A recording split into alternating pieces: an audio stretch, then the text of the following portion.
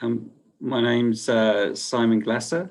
I'm a Global Challenges Research Development Manager here at the University of Bristol, and I'm co-leading the SMARTLife project with my colleague Vicky from Cape Town. And we're very glad to welcome you to this event. Amazingly, we've had about over 100 people register, which is fantastic.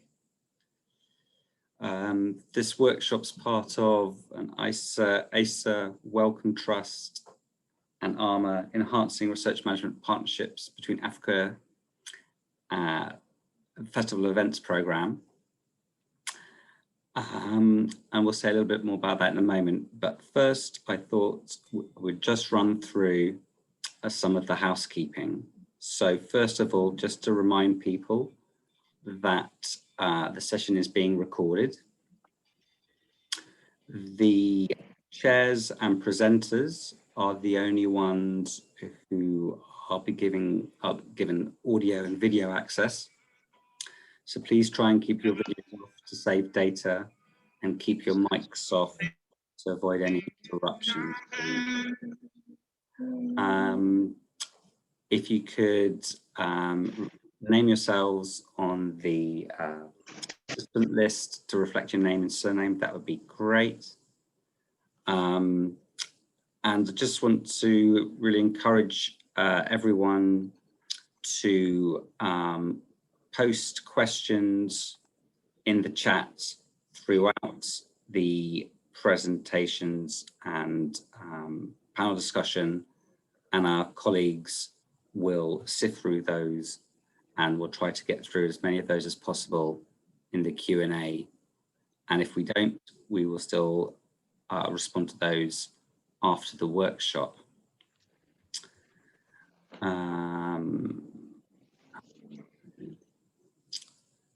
So also just to remind you that we'll be sending out an evaluation form after the session, and it'd be really great if you have the time to complete that.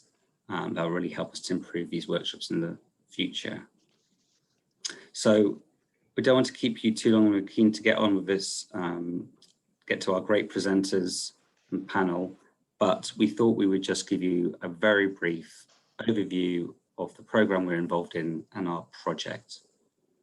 So I will just share my screen now.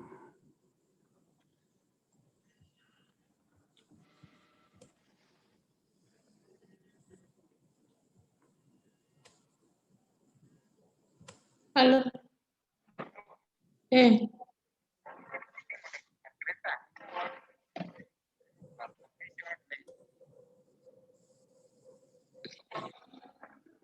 Ane meeting moro machielo, training actually. I hope you can see that slide. So I'll just go through. Next slide. So yes, as I said, our project's part of the International Research Management Development Programme. This is one of 4 strands of the Research Management Programme in Africa, or REMPRO Africa, and it's about developing individual capacity of research management staff, and it's implemented with ARMA UK, which is a research management association based here in the United Kingdom. And the REMPRO programme is supported by the Alliance of Accelerating Excellence in Science in Africa, and it was created through a partnership with the African Academy of Sciences, the African Union of Development Agency, and other global partners. And the programme is a practical skills and cultural learning programme for UK and African research managers, focusing on knowledge sharing between individuals and the development of tools and resources for the wider research management community, for example, this workshop. And it's co-created by the international teams. So there's a link there on the slide. These slides will be shared afterwards, so please do, if you're interested, take a closer look after the session. So this is our project. We've called ourselves SMARTLife, Sustainable Management and Administration for Research, training across the project life cycle. As you can see, we're quite a large team based both in Africa and the UK. And additionally to the original team members in black there, we'll see that we've also, during the program, also very luckily had the input from 3 mentees, 2 based in Africa and 1 at Exeter in the UK. And we've also been grateful for Annette, who's been our team facilitator, who's been helping us with our projects. So what have we been doing in our projects? Some of you may be aware that we sent round a survey maybe a couple of months ago now, trying to identify the needs, training for research managers and administrators across our UK and African networks. We've also been developing this workshop, and through both of those, we are intending to provide our funders with some formal training recommendations for the future. We'll be producing a journal publication based on our survey results, as well as an infographic about that. We'll talk about this a bit later, but we are going to be providing resources coming out of this workshop. And we are developing a research manager and administrator, RMA, competency map and draft curriculum. I'm going to hand over to Vicky now to talk about the next slide, which is a few points coming out of the survey that we ran. Yeah, thank you, Simon, and thank you for to everyone who's managed to join and shown interest. We hope to learn from you, as Simon pointed out. So the survey that we conducted, we got 112 participants responding, and quite a large number of them were from Africa, almost the same, about 54 to 54% one group, and the remainder the African counterparts. And what we picked up from the survey results was that I've split them into 2 for now, although we've got lots of results coming out and we're still analyzing. Based on qualifications and roles, it was clear that a lot of people working in research management are informally trained, mainly self-training or through their peers, and there seems to be a very huge misalignment between qualifications that people have and their current roles. And we also realized that roles are not clearly defined. Most research managers are jack of all trades, really. They need to know quite a range of areas. And then another area that I just want to highlight, pertinent to this workshop, are the skills, needs, and challenges. There was a very huge response highlighting the lack of confidence in communication skills, across different partners, and also a need to understand better how to develop and manage equitable partnerships. Time management was also a big issue, and budget and procurement. And as you know, time is not on our side, so we couldn't address most of these aspects. Therefore, we decided to focus on the equitable partnership needs or challenge that was emanating from these results. I'll hand back over to Simon. Thanks, Vicky. So really, that's a quick run through. And I just wanted to show the order of the day now. So coming up, we've got some really fantastic speakers and a great panel. So we will go through both presentations first. Please do keep your videos and mics off. And then we will have the panel, at which point we will respond to any questions you have. So please do remember to put the questions into the chat function so we can ask the panel your questions. Now I'm going to hand over to our colleague Michelle, who's going to introduce our first speaker, Sarah. I will stop sharing.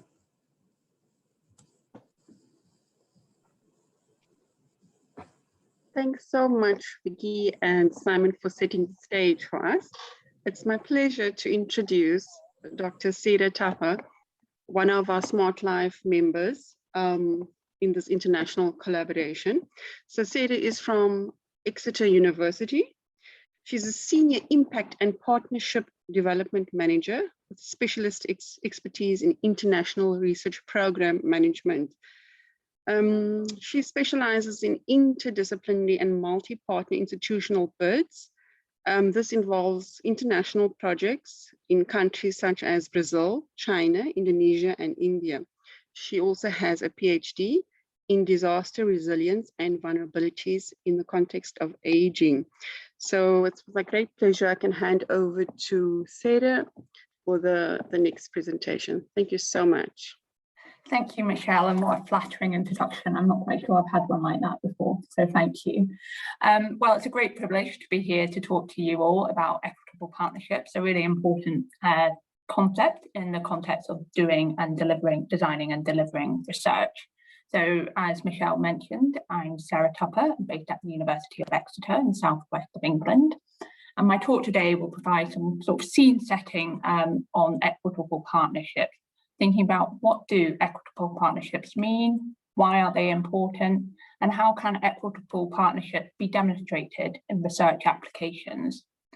I understand Barbara, who will follow, will talk more about the practicalities of setting up and delivering equitable partnerships. So hopefully both these presentations combined will provide a really good insight into thinking about equitable partnerships in the context of doing research.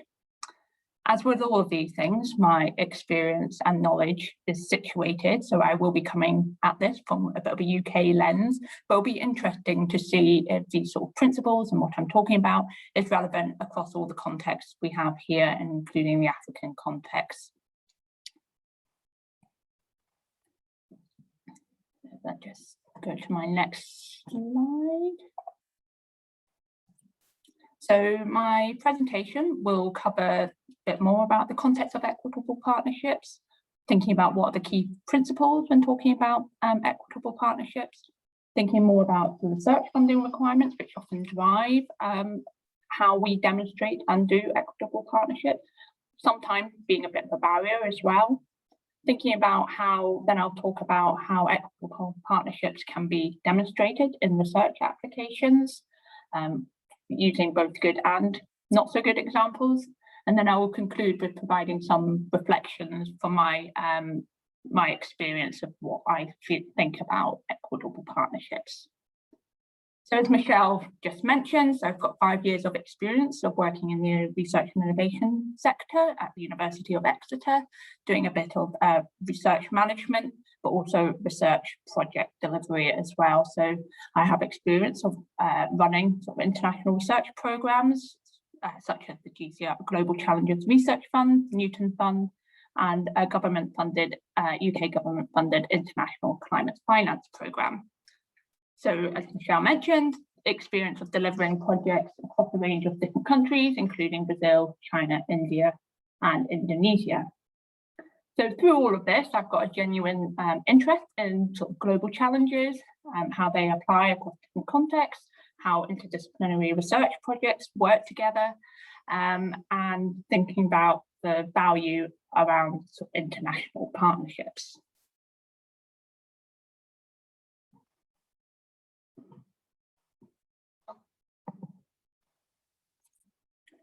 So if we were to do a word cloud on what we mean by partnerships, I suspect we'll get a response or an image which looks a little bit like this. So the associations of partnerships are generally seen to be positive in that they mean a sharing of expertise and knowledge, which results in the generation of innovative ideas and solutions, and partnerships working across interdisciplinary boundaries, working with lots of different disciplines and across different geographical regions, are generally seen as really valuable for fostering innovative outcomes and maximizing opportunities for impact.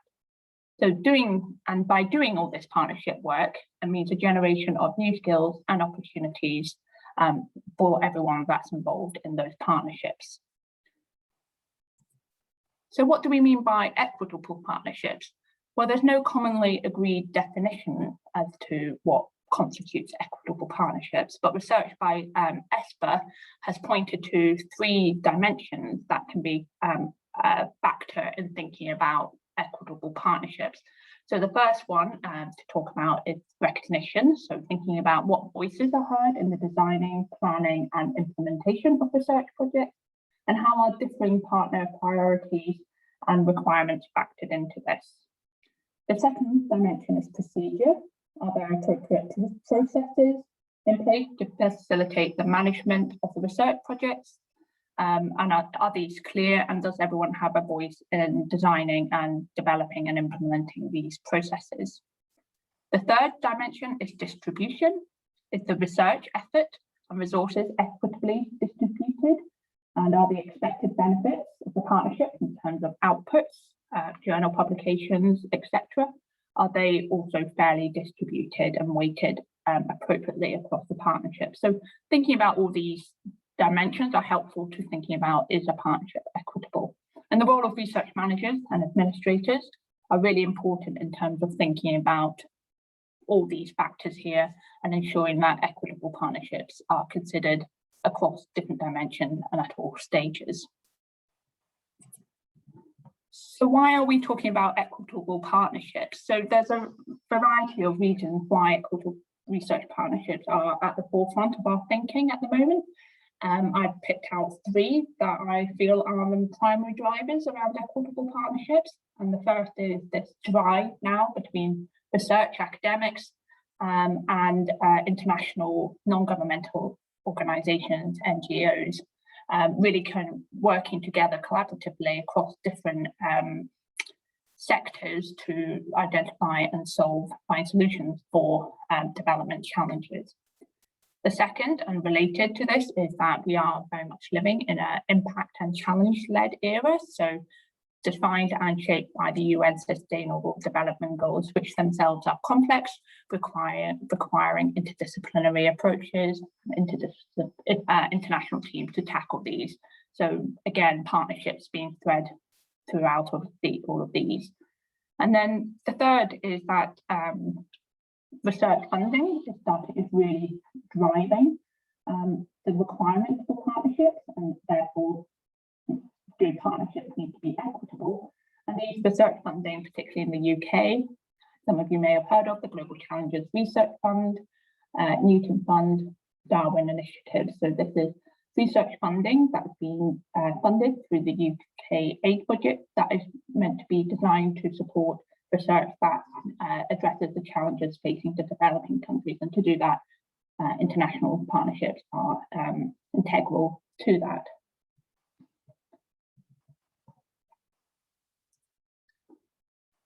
So there's a lot of background research on resources on equitable research partnerships, which will be shared at the end of this session to participants. And there's a lot of thinking around what are the principles of equitable research partnership.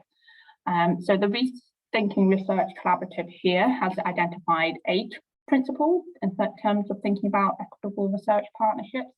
I won't go into these in detail, and I encourage you to explore further if you are interested. But generally, it's really thinking about, are the challenges associated with poverty alleviation, for example, at the centre of the research, and do they remain the case throughout? Thinking critically about the context in which research is operating in, the relationships that are involved in that, and how a project can be agile to change as it kind of develops and goes on.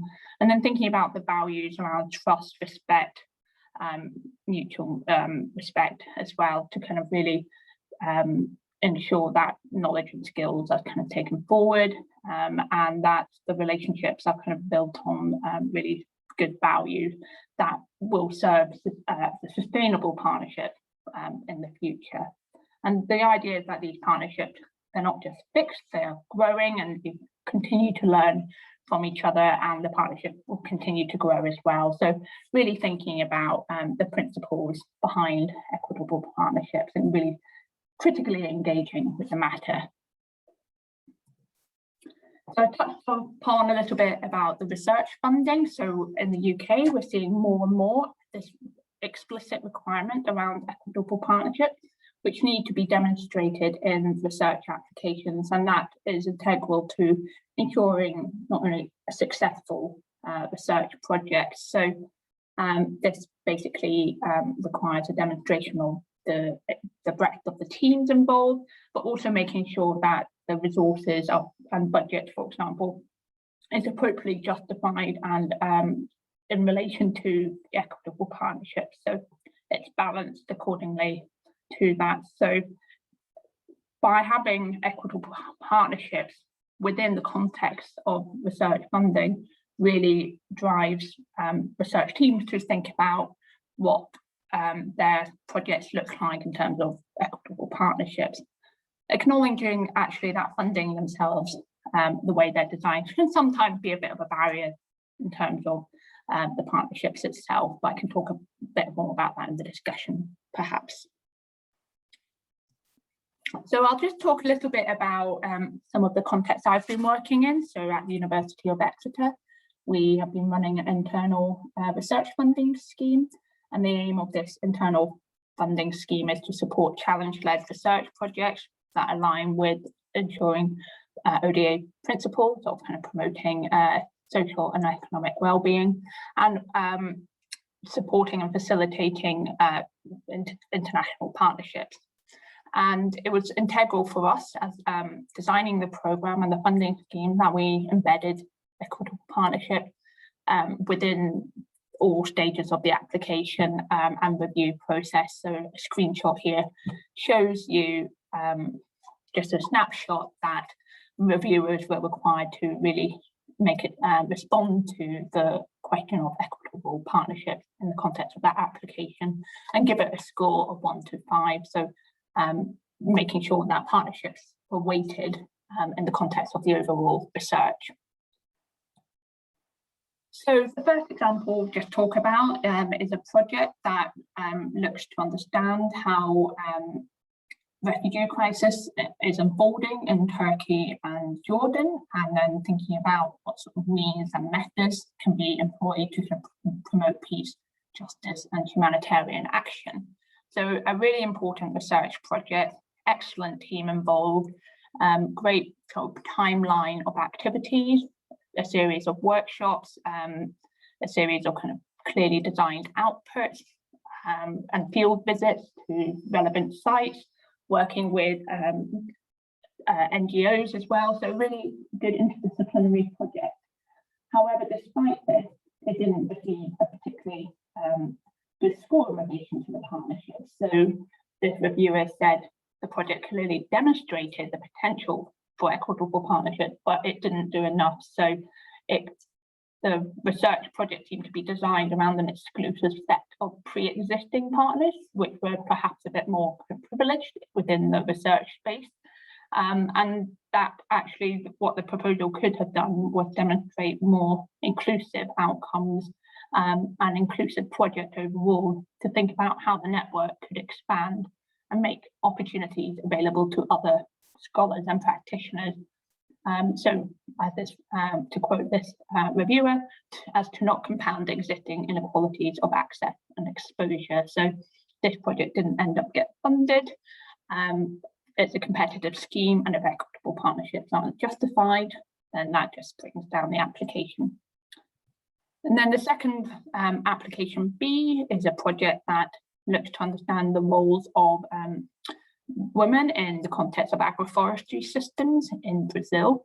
And this project worked very closely with an organization based in center of Brazil, and was designed to outreach to different women's networks and communities within the area.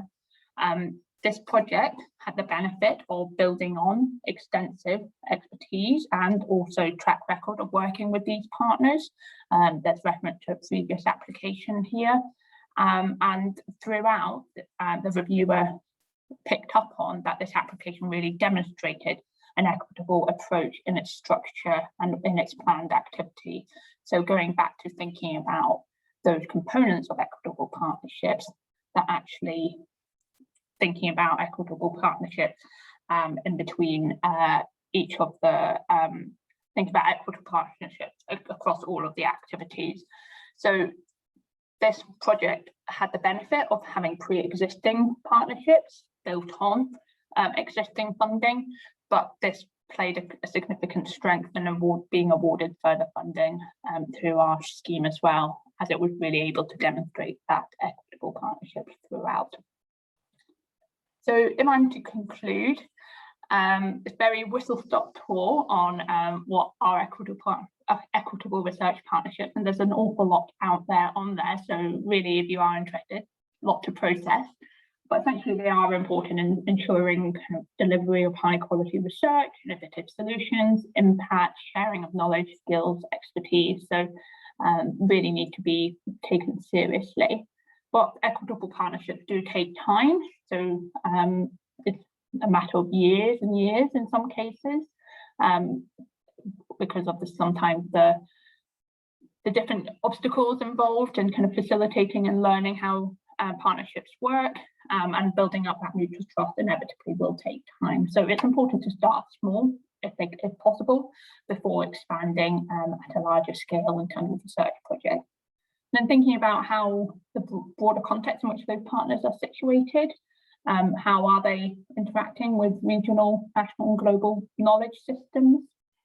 And then research managers and administrators, a lot of equitable partnership work really focuses on those doing the research, less so on those supporting the design and delivery of the research. And actually, we all have an important role to play in acknowledging, understanding and implementing partnership work. And I can talk about it later on perhaps, but funding structures and the way they're designed can both help promote and encourage equitable partnerships, but actually, due to maybe more bureaucratic mechanisms, can be a hindrance as well. So just thinking it's not a perfect world in which we operate.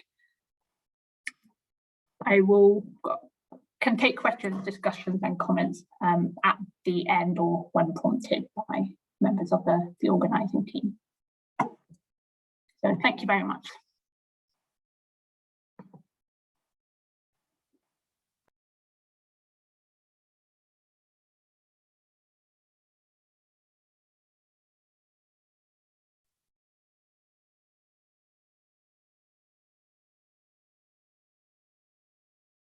Thanks so much, Sarah. That was fantastic. So I think we will take questions during the panel discussion, and we're collecting them now. So we'd like to remind the audience to please post your questions in the chat, and we'll collect them and we'll address them during as many of them as we can during the panel discussion.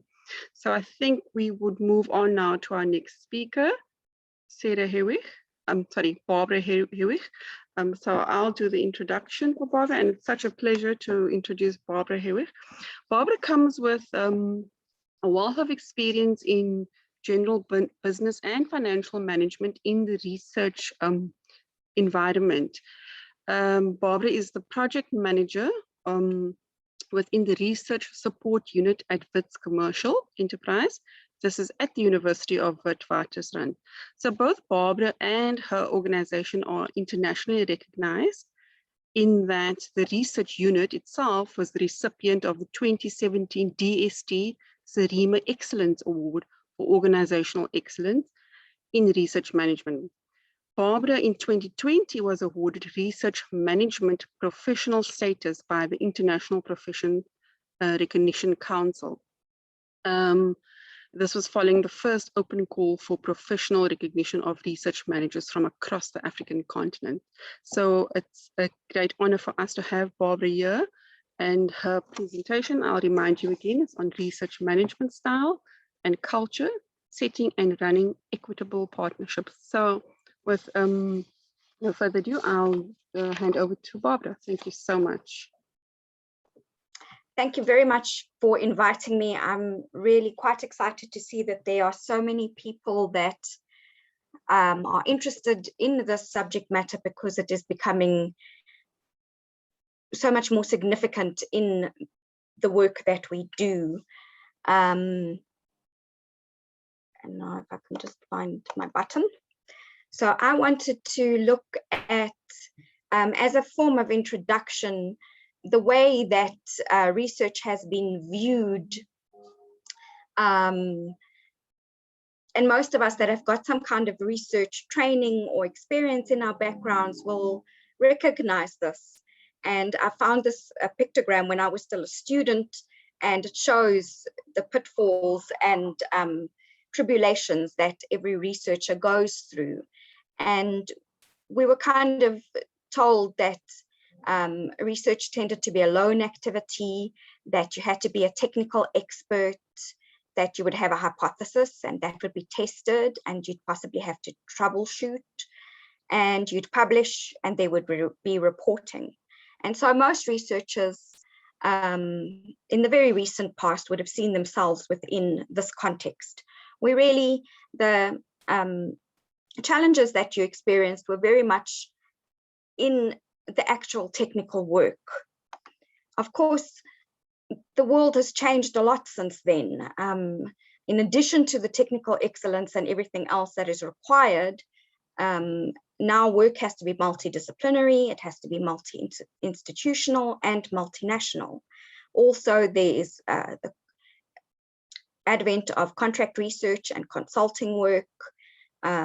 We all know that there are intellectual property requirements that come with projects nowadays. There are demands to have skills development. There has to be ethics and integrity. We need to measure impact, diversity, gender, stakeholders.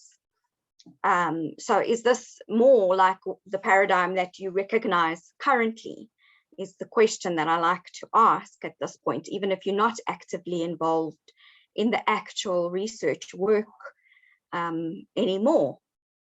So we need to focus today on this idea of this multidisciplinary, multi-institutional, multinational work that also allows for this measurement of equity in our partnerships and the work that we do.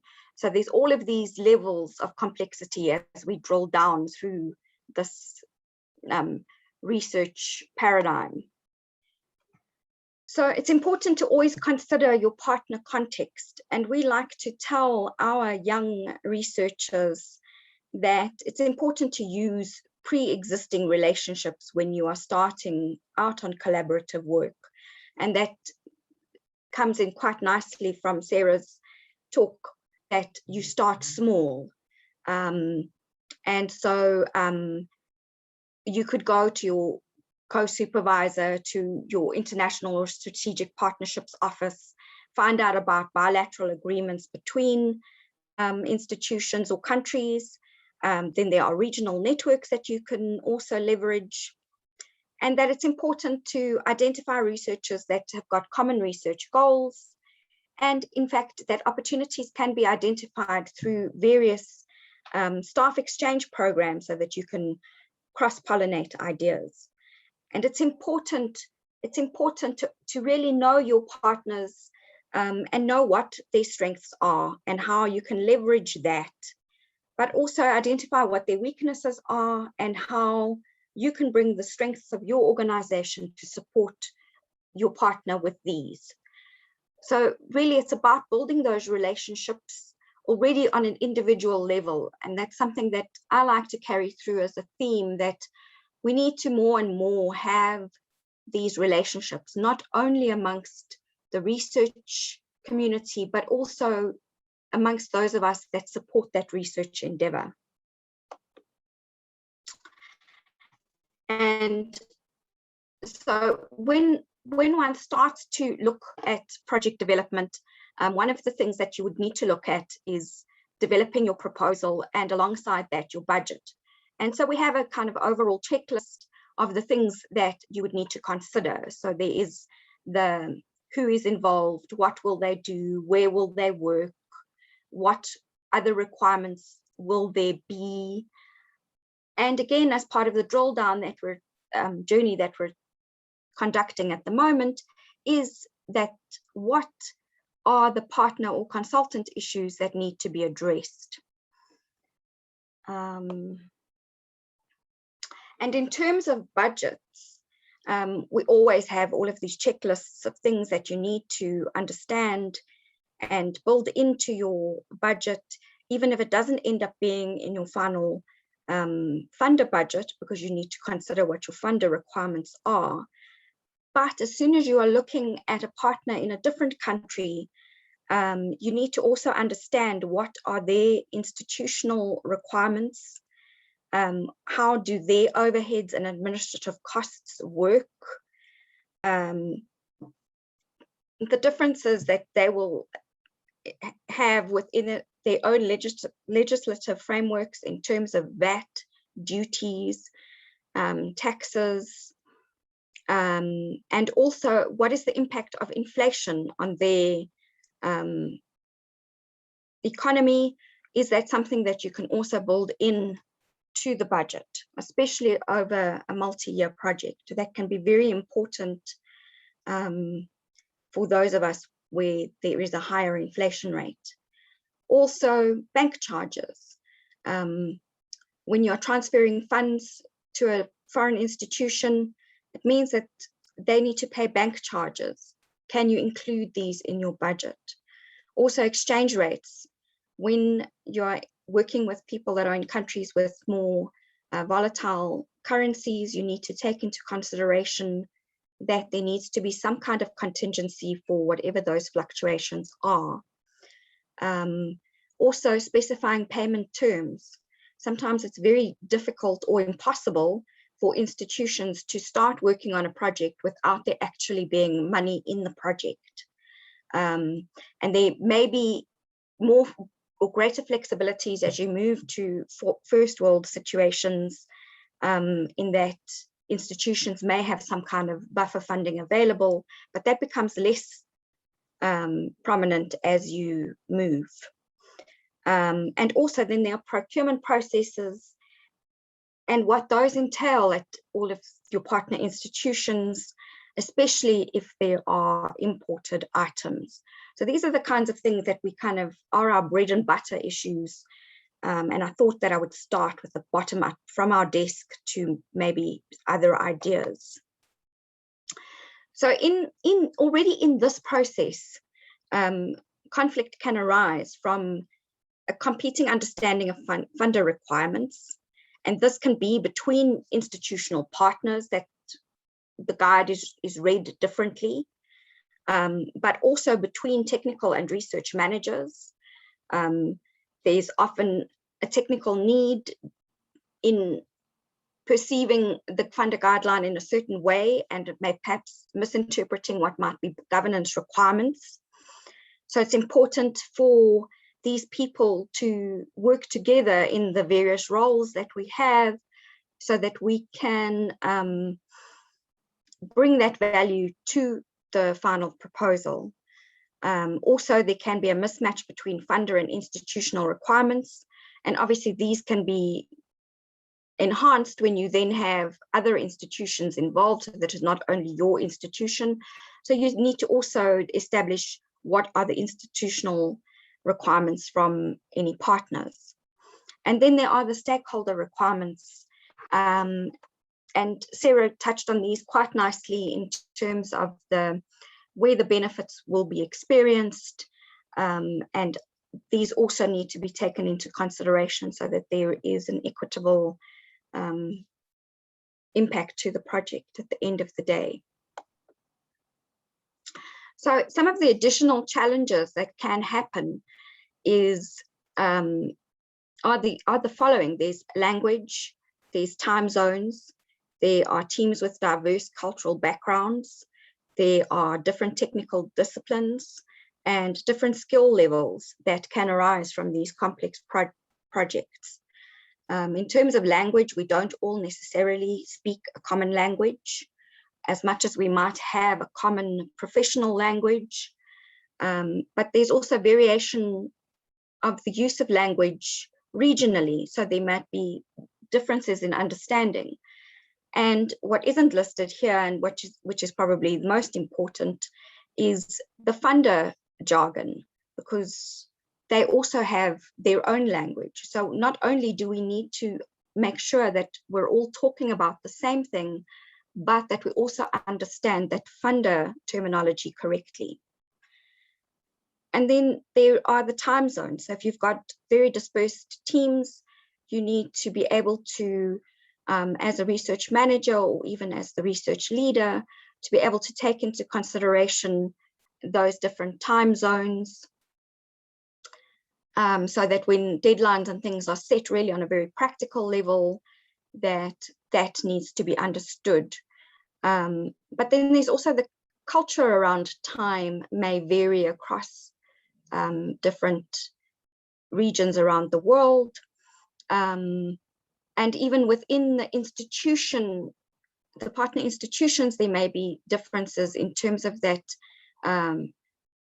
culture around time, which really arises from the institutional structure. So you might say that you want, for example, a signature by a certain time and date, but you need to take into consideration that institution's practice, and that is a culture around time. Then we have teams with diverse cultural backgrounds. Projects can have teams with different technical disciplines, and again, that will come with language and skill levels. And within a project, we will have maybe professorial team members, but then we will also maybe have interns, and we need to be able to communicate across the project range correctly with each different skill level.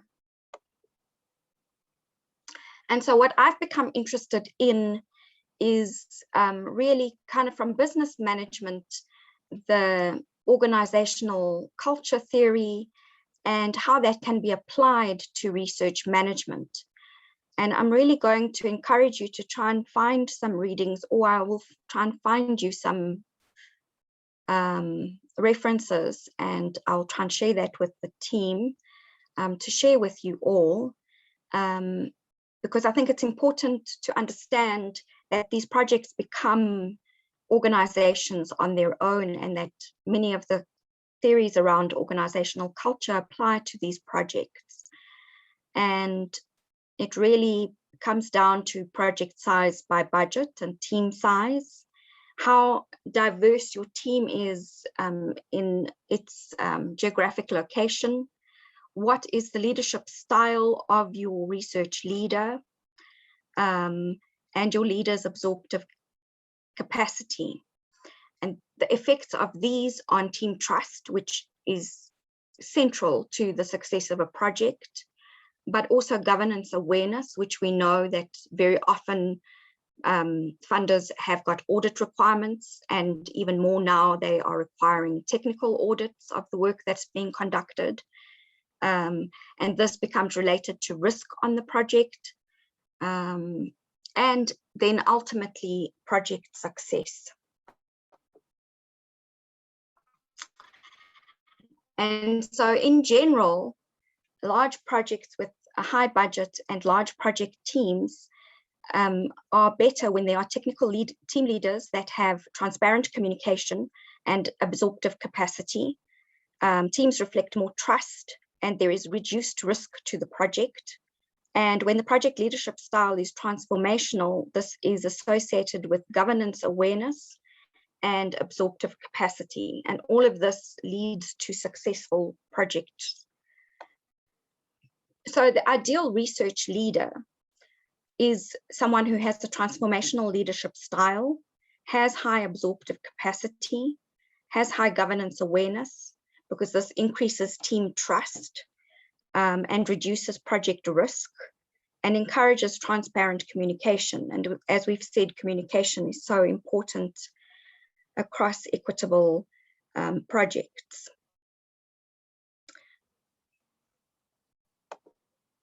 And the ideal research manager should be able to support the communication within the team, support governance awareness, and in that process, reduce project risk and increases team trust.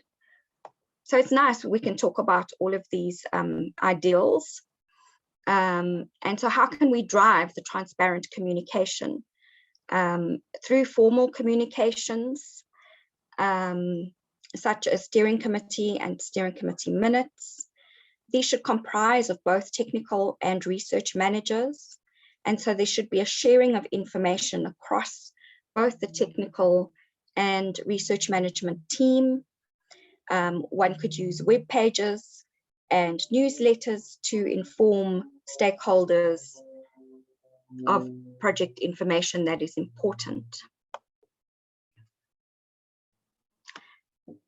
And then I think it's important for there to be a research management community of practice. This should not be limited only to the technical colleagues.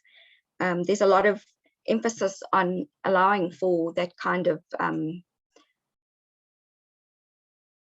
funding for meetings to happen so that projects can be initiated. But I think that these need to include research managers. And I think in the time of Corona, we've had wonderful opportunities to have meetings such as this one, where we can meet with fellow colleagues. And these networks are going to become increasingly important because it's important for us to share that institutional information and learning so that when we do come to set up these equitable partnerships, we're already equipped with that information. So equitable partnerships arise from understanding the partner context, understanding the external influences on a project. So things like inflation, the institutional requirements from the partner, but also developing the leadership skills of the PI, because it's great that they're technical experts, but they also need to now more and more take on these additional roles, especially as project teams become more diverse, and we need to look at equitability. And then also to develop the research management professional support and develop the professionals that undertake these roles. And also, I think it's critically important that that research leader and RM partnership is enhanced. And we need to take a step to look at increasing the understanding and the mutual benefit that can arise from that partnership. And then it is about building networks and community of practice. Thank you. I hope that you have found that interesting. And feel free to contact me. My email is at the bottom of this slide presentation, which I think will be shared. I need to just update the team with this. So thank you very much. Thank you so much, Barbara, for your presentation, taking us into project management of large networks, organizations, and then going into equitable partnerships. And please stay there. We are going to move to our panel discussion now. Please don't go away, Barbara. So now I'd like to call on the rest of the panelists, and I'll introduce them as I go along. So we are so pleased to have Annette Hay with us, and she will chair us through this panel discussion. And as she has had a team facilitator role with our team over the past few weeks, over the past few months actually, and that was really great to have a leadership there. So just some background on Annette. So she's a senior research delivery support partner at Coventry University, and that's in the West Midlands, UK. She has a particular interest in equality, diversity, and inclusion in higher education. And yes, and as I said, she was our team facilitator, and she'll guide us through this panel discussion. And joining Barbara and Sarah as well is Professor Colin Mesirimwa. He is the founder of the African Institute of Biomedical Science and Technology in Zimbabwe. He's also the current president of the African Pharmacogenomics Consortium. His research focuses on pharmacogenetics and clinical pharmacology.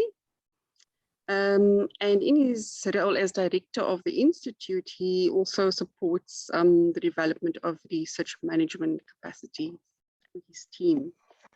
And then also like to invite Dr. Anne Priest. She's also a member of our team, and she is a research development manager at International Development Research Office, I think at Bath University. She has secured funding that supported a grants writing workshop at the National Autonomous University of Mexico.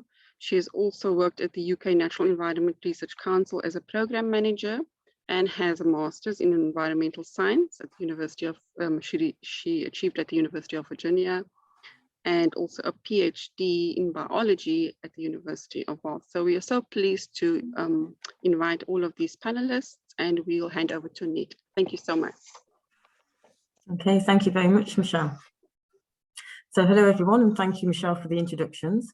It's a genuine pleasure to meet you all, the panelists. I've not met all of the panelists until today, and to participate in this panel session, as this is something that I feel very passionately about for quite a long time. As Michelle just alluded to, I'm very engaged in work around equity, diversity and inclusion. So I'm really looking forward to this discussion. So I'm mindful of the limited time that we have. So I'd just like to thank Sarah and Barbara, first of all, for sharing their very interesting and thought-provoking presentations, which have so diligently demonstrated some of the opportunities, benefits and challenges that exist when we aspire to create international collaborations which are equitable and inclusive. Sarah, I think your presentation really highlighted the importance of research managers and administrators to actually taking the extra time needed to actively think about how we plan to work inclusively with international partnerships and colleagues. You outlined and defined the significance of context and some of the guiding principles for how we plan to work together, including giving some examples, useful examples. And what I took from your presentation, Barbara, was how important it is for all of us to understand the role that organisational cultures, leadership styles and communication practices have on our approach to planning for and delivering equitable international partnerships. As well as, I noted that you kind of reinforced the importance again of local context and the settings in order to minimise conflict and misunderstandings. I can see that both of your presentations have generated some really good questions. So on that note, I'm going to start off by asking a question myself before taking questions that have been posted in the chat.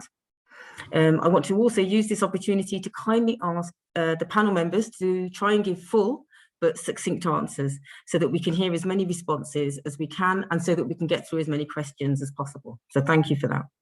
So the first question I'd like to present to everybody, to all of the panel, is: for many of us in research environments, communication, transparency and trust are key elements in facilitating equitable relationships and partnerships.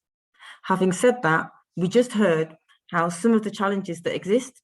So why do you think it can feel really hard sometimes to actually achieve this in practice? And if you don't mind, I'm going to go to Anne, if you don't mind first. Sure, thanks, Annette. I think one of the things that I think makes us most difficult is that often we're under big time pressures. If you're applying for a funding call, you're already working to a short deadline, and perhaps that's difficult to manage all that communication and all that back and forth of, I guess, settling on an idea and then kind of figuring out who's going to do what. And so that's, I guess, it really stresses that you have to have a really efficient communication as far as within all your team members and especially between the team leader. So I think that's really important. Okay, no, thank you for that. Can I ask Barbara, would you like to contribute? Sure. I think part of the problem also is that we are still very much siloed and ring-fenced in our thinking about whose job is what. And instead of actually breaking down those barriers and considering everybody valuable members of the team that will contribute according to their expertise, maybe to still a common question. So I think that kind of silo thinking is part of the problem. Okay, thank you very much. And finally, Sarah, would you like to contribute? Yeah, I'll just add on what Barbara and Anne said. I think, first of all, it is really hard work, partnership work, but hard work does generate a good reward at the end of the day. The more you invest, the more you get out of it. So it is worth doing, and the better you can do it, the better the outcome will be. And there are so many barriers and obstacles and kind of constraints that stand in the way, but it's part of that effective communication, but also understanding the priorities within that partnership work, what is important, what's not important, because a lot of things can feel important but might not actually be important at that moment in time. So understanding priorities, does everyone know those? And I think the last thing I would say is just kind of play to people's strengths and expertise. So everyone has a different role to play, and recognizing what that role is really important. I think you've got professional research partnerships as well, but I think partnerships in all walks of life are hard. Just organising a get together with friends can become more challenging. So it's just part and parcel of what that is. Okay, thank you. Okay, so I'm going to go ask the first question from the chat, and I apologise if I look to my right at the moment because I've got two screens. So the first question is from Vincent Okoth. Apologies if I pronounced the surname wrong. And this one's actually for you, Sarah. And the question is, contract research organisations, state-owned entities have opportunities as well. Do you see these partnerships principles cross-cutting to improve states of research across the board? Yeah, thanks, Vincent, for that question. Yes, I think the principle should remain the same of partnership, equitable partnership working regardless of the nature of the organisation, the governance, etc. But as I alluded to in the presentation, context does matter. So really thinking about the context in which those organisations are situated in, and that might shape the nature of what those partnerships can and can't do. But I think fundamentally the values shouldn't change. It's like trust, respect, shared understanding. So bearing that in mind, yes, it should be the same, but acknowledging there might be some difference as well. And hierarchy and power relations become a big factor as well, depending on the organisation and where you are in the world. So acknowledging that and finding solutions to kind of work with that as well. So thanks for the question. Okay, thank you. Does any of the panel want to add anything to this? Let me know. Okay, otherwise I'll go on to the next question. So the next question is from Shepherd Andella. And this one I'd like to put to Barbara. And the question is, it's quite a long one, so you may want to make a note. So setting and running equitable partnerships, kindly comment on the same, especially regarding vital research questions that arise along the way. For example, COVID-19 has brought about completely new dynamics, which when not addressed, they may render efforts set to project inception irrelevant. The new focus may require new skills and knowledge, which may not be available in the partners. Changing setups has always proved difficult with the government partners mainly. So I think somebody wants I think it's more of a comment to you, Barbara. Have you got a comment on that? Just that we're all in this stage now where funders are re-looking at what are the implications in terms of COVID on our projects, and looking for mitigations or alternatives to address final delivery. So absolutely, but hopefully it doesn't impact to the extent that a project becomes entirely uninitiatable or complete or able to be completed. Okay, thank you, Barbara. Would any of the other panelists like to make a comment on that? I mean, the COVID situation and, you know, ODA is quite topical. Does anybody want to say anything? No? Okay, well, I'll go on to the next question. So the next question is from Michelle Skelton, and this one is for all of the panel, so all be prepared to answer. Can each of the panelists briefly explain how they manage stakeholder expectations? And they've given some examples, or Michelle's given some examples, so funders, communities, and team members. So how do you manage expectations? So can I ask, if you don't mind, can I ask Anne if you can perhaps answer this question first? Sure. So I guess in those situations when you are working with lots of stakeholders, I think it's really clear to be, or it's really important to be clear at the outset of those expectations as far as deadlines, what sort of funding is available. Perhaps it's really important that everyone is also aware of what needs to be accomplished and who is responsible for perhaps certain tasks within that list of responsibilities, and just ensure that everyone is on the same page as far as what we're dealing with. Okay, thank you very much. Karen, can you perhaps, not Karen, sorry, Sarah, can you give a response, please?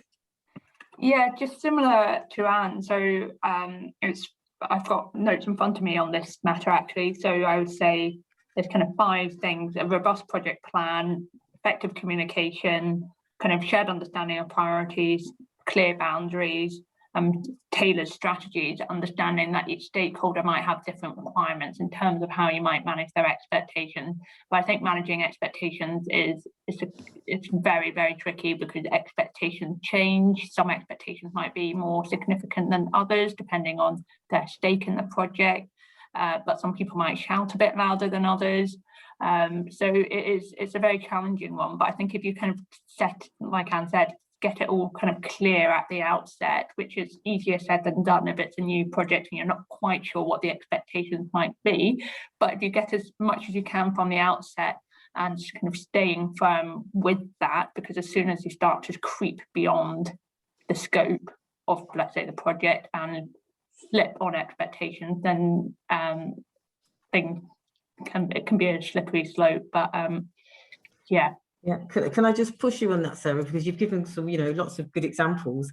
But is there anything unique or, around international collaborations in terms of, all of those things that you said that are all definitely very good tips? Is there anything in particular you think that is, is particular about international collaborations that you have to do differently or think differently? Yeah, so from my experience, so at the moment I'm kind of project manager of a project with India, China and Brazil, and there's things associated with understanding institutional requirements around contracts and methods of communication, and it's working. Actually, we have to operate within the boundary of our legal contract terms, but other organizations have their sort of terms as well relating to their country, and sometimes you only find that out when you're too far down the line. So there's some different context requirements that need to be considered, and then communication as well. For example, Zoom, Microsoft Teams, these are really practical things, might be quite common, but working with China, they use WeChat a lot, which is something I don't have familiar experience of, but it's kind of understanding actually everyone's got a different way of working, and learn quite quickly what that way of working is and see if there's a mutual ground on that basis. Okay, thank you very much. Colin, thank you for joining us. So Colin, would you like to answer that question?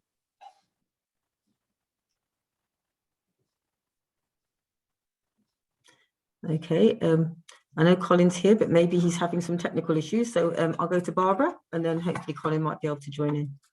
Barbara? I've liked the answers from the other panelists, and I would just add that in fact building trust is also very, very important, and the way that is most effective in establishing that trust is to do the things that are expected of you. So if you say that you're going to provide information or whatever the thing is, stick by what you've said, because in that way you build trust and you can then build those expectations in addition to all the things that the other panelists have already also said. Okay, no, thank you very much. I think, yes, trust is critical, definitely. I mean, it's critical in all partnerships, but again, when you're working internationally, it's even more important because, there's more chances of misunderstandings, assumptions being made. And I think, yes, if you can establish a very, a relationship where there's lots of trust, when communication does break down, or if there are any oversights, people are more likely to trust it was done inadvertently or, it wasn't done deliberately. Colin, thank you, Barbara, sorry, thank you. Colin, can you try and talk to us now? So I know Colin's here, but I think we're struggling with the sound. So I'm just going to move on to the next question until hopefully Colin can join us and contribute shortly. So the next question is to Sarah, and this one is from Joseph Njogo. And the question is, how does your university go about identifying partners to work with, especially in the LMICs? Yeah, thanks for that question. So there's a variety of different strategies, I would say, that universities go about, and I think it's important for them. You've got like the university, but then you've got lots of researchers and people within that have their own sort of networks and routes. So a big driver of establishing partnerships is from the ground up. So researcher to researcher links around particular expertise, simple things, attending conferences, kind of working in the same field, forging collaborations that way, and then really starting to grow the network that way up, and then within the context of both universities and institutions, really supporting that partnership grow. So there's the bottom-up approach, and then there's also actually each university has their own research strengths, and across the world there'll be lots of different strengths that are compatible, and working together make that even better. So I would say, our university would be proactively kind of thinking about its research strengths and then working with other organisations on that in terms of growing shared sort of partnerships at maybe a higher level. So a variety of different mechanisms on that basis. Okay, thank you very much. Our next question is, I'd like Barbara, if you don't mind, to answer this question. It's from Rose Nyanga, and the question is, does the association have a way of assisting, and well, I suppose it leads on to the last one, does it have a way of assisting LMICs to get partners from the UK or EU? This can sometimes be a real challenge. So that one, I'd like Barbara to answer, if you don't mind.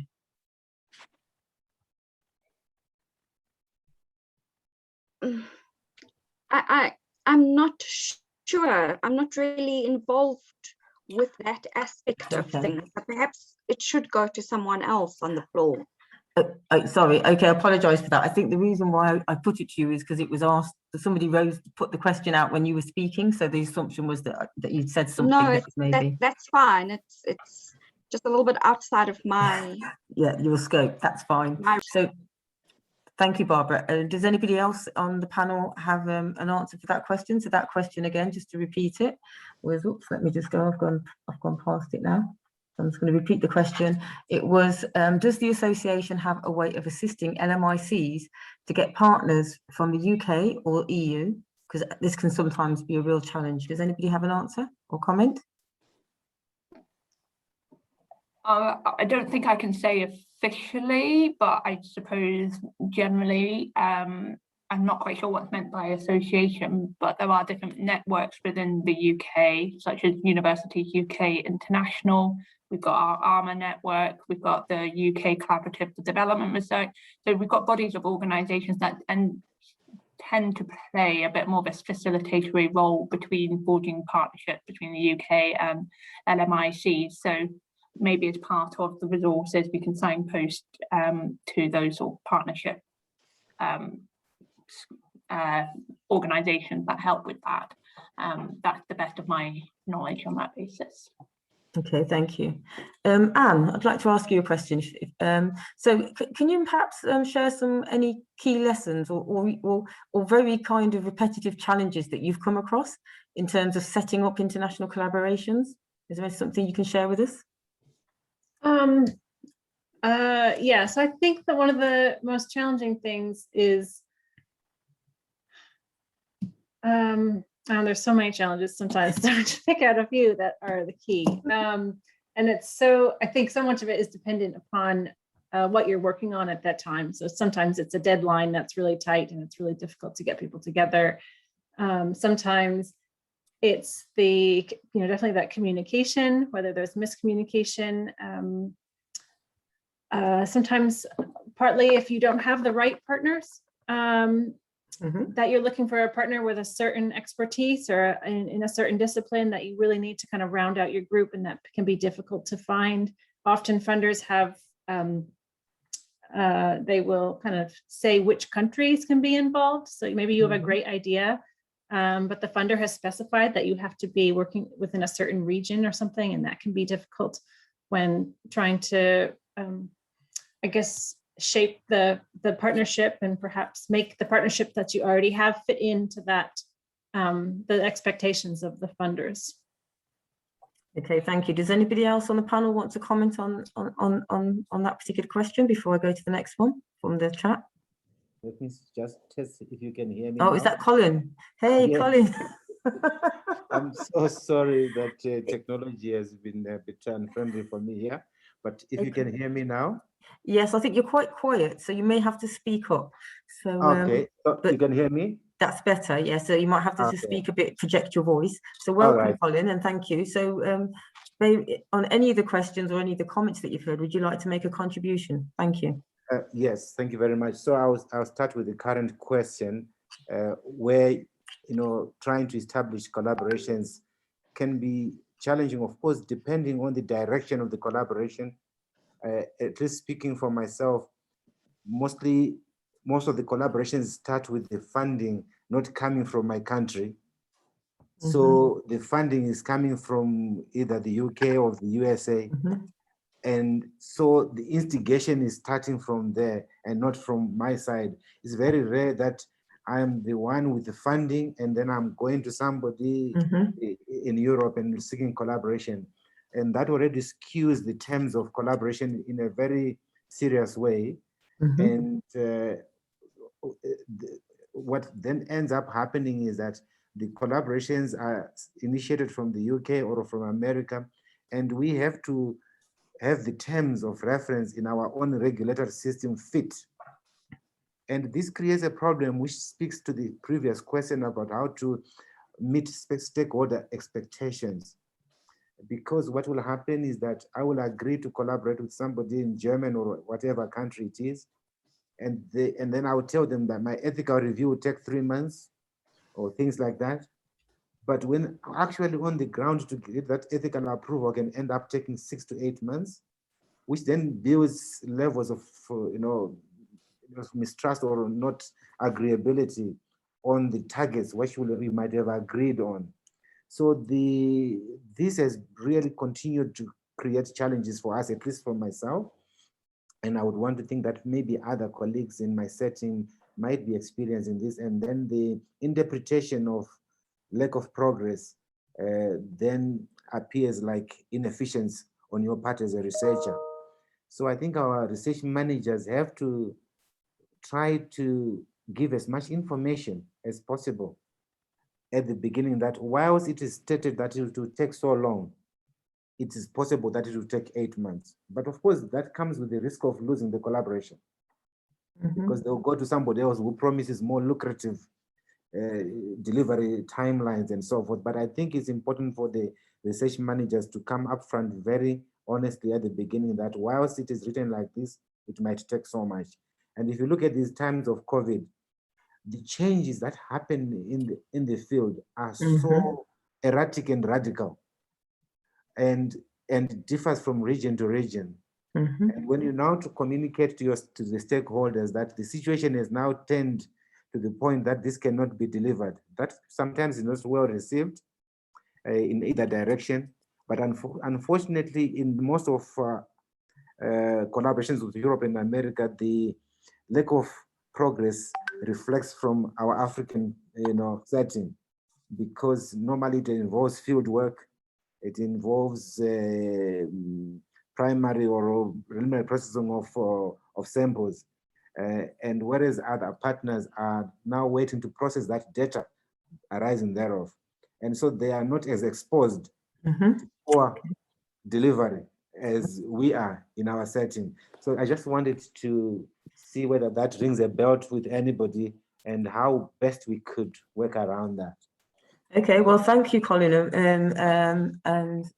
think that's very interesting and very relevant, like you said, in terms of the COVID and the pandemic and how it's impacting research around the world, but especially for yourselves. And you know, I noted you saying about where the power sometimes lies in terms of the funding and who's making the rules. So I don't know, first of all, if Barbara wants to say anything, and then I was going to ask our UK colleagues. Barbara, did you want to add anything to what Colin's just said?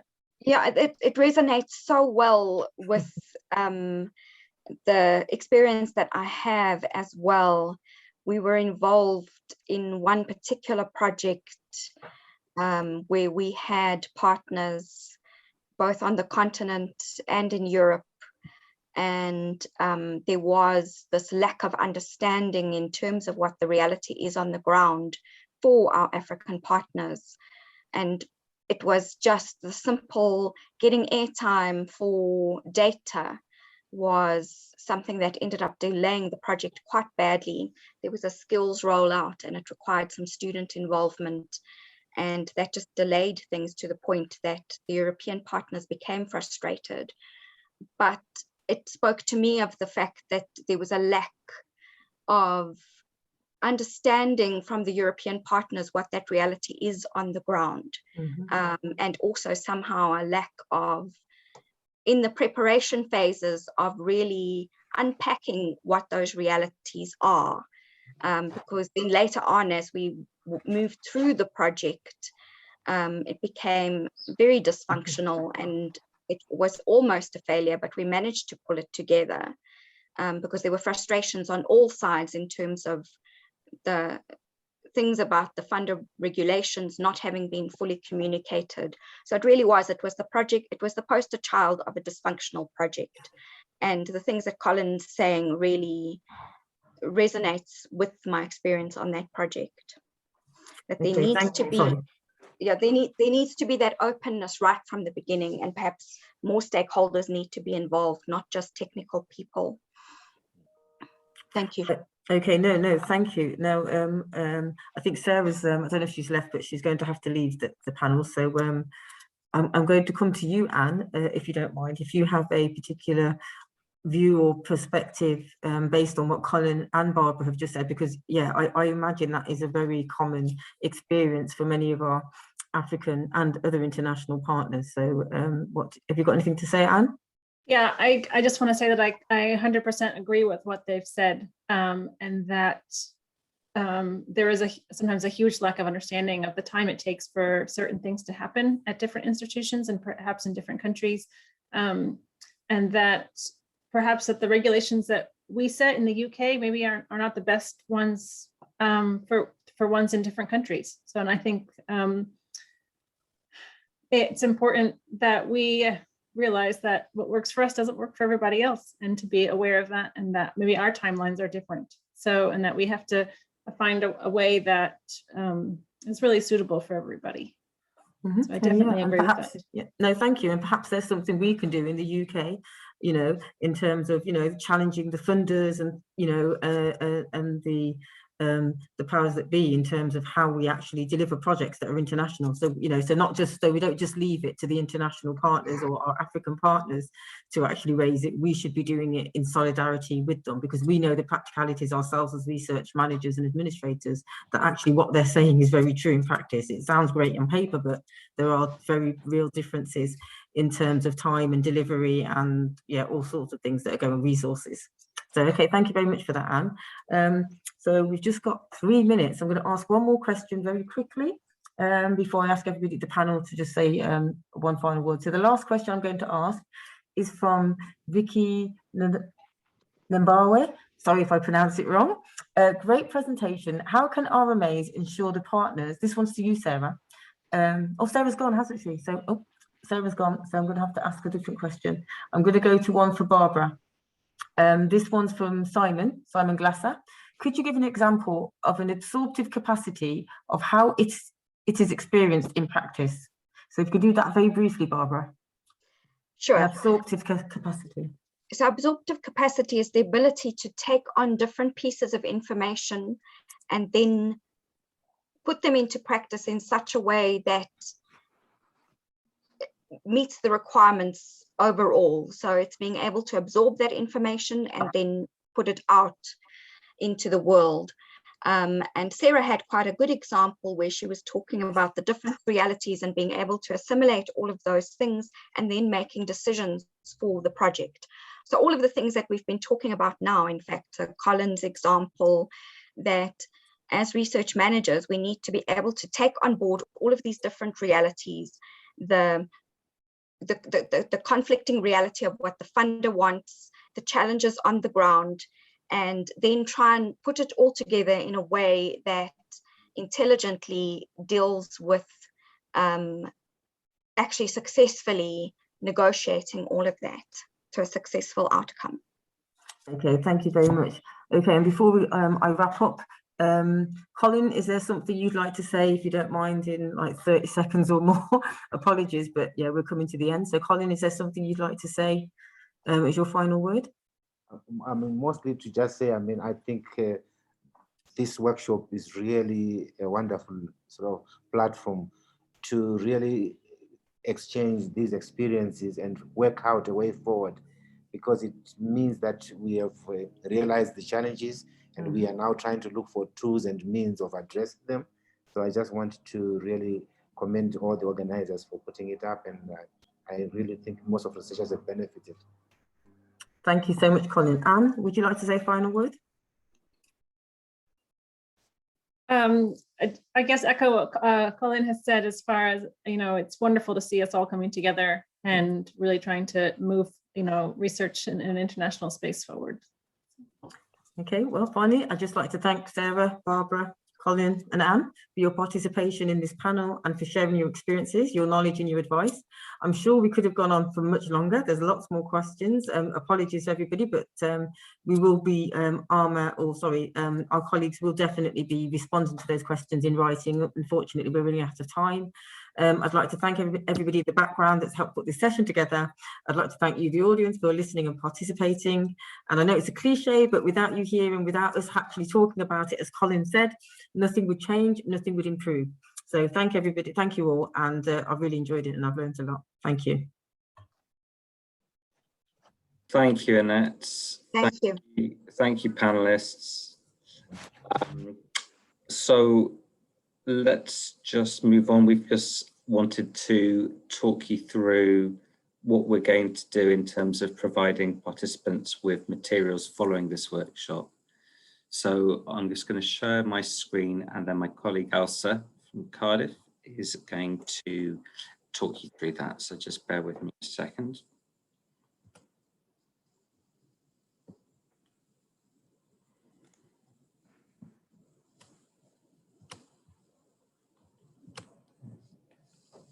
Hope you can see that. So over to you. Thank you, Simon. As Simon mentioned, I'm Ailsa Davis. I'm from Cardiff University. I've been working alongside Simon and Vicky on this project, and I took the lead on preparing a repository of knowledge exchange resources, which I'll just run through in a moment. But firstly, I just wanted to mention that we'll be following up after this session with the recording, the presentation slides and the workshop notes. And we're also going to be compiling the responses to the Q&A. We've also put together a sort of case study of the wider team's knowledge and experience in research administration roles that we just thought that might be of interest for you. And as Simon mentioned earlier, we'll also be sharing an evaluation form, which we would really appreciate if you take a moment to complete and return that to us. So moving on to the repository of resources, as our presenters today have also mentioned, there's a vast amount of information available out there online, covering a range of research management areas. So along with the materials from today's session, we'll be providing you with what we as a group have deemed useful resources for someone who might be new to setting up equitable partnerships in a research administration and management role. So along with the meeting notes and the Q&A, we are going to have a look to see whether there's any other areas that may have been picked up from, I know Sarah and Barbara also mentioned in their presentations that they also would like to share some other resources. So we'll be including those in that package. of resources, and we'll hope to get those out to you hopefully in the next week or so. So yeah, we hopefully those will be useful resources for you and a good point of reference going forward. And that's all from me. I'll pass back to Simon. That's okay.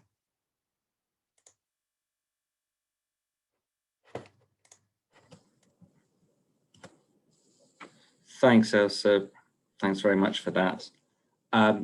So this is just now just the closing of the session. I was kind of tasked to try and wrap up and summarize a few short points, but I'm slightly struggling because so many things have been said already. And I think also Annette, Colin, and gave a nice summary of the discussion so far. I guess one thing I just echo that was mentioned was how important it is to build international relationships between research managers and administrators, as well as at the academic level. I really think that's something that's really key to supporting equitable partnerships. And I think that was reflected in a lot of what's been said today. So what I will just go through now is just a series of thanks for everyone involved in this. So I just thank my colleague Vicky and Michelle, Sarah, Barbara, and Annette, Colin, Anne, and Elsa. Also Paida, who's been fantastic in helping us coordinate this workshop today, and for her and Elsa, and my colleague Olivia, who've been, and Alice, who've been taking notes and dealing with the chat. That's been great. And also all the other members of our team who've helped with this today.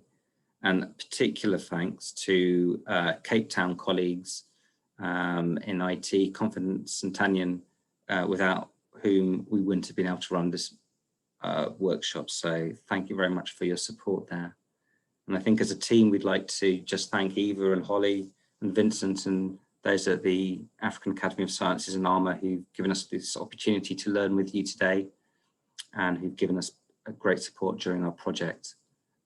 And yeah, just finally, you know, as Annette said, thank you so much all for attending. We really didn't expect such a large audience, so it's fantastic that you've made the time to come along and get involved. And it's been a great experience for us, and I hope it's been helpful for you. And one more reminder, as ever, to please complete that feedback form when we get that out to you. That would be enormously helpful. So really, just to say thank you again. I hope you will have a great rest of the day, and thanks for coming along. Bye-bye. Bye-bye. Bye-bye. Bye, everyone.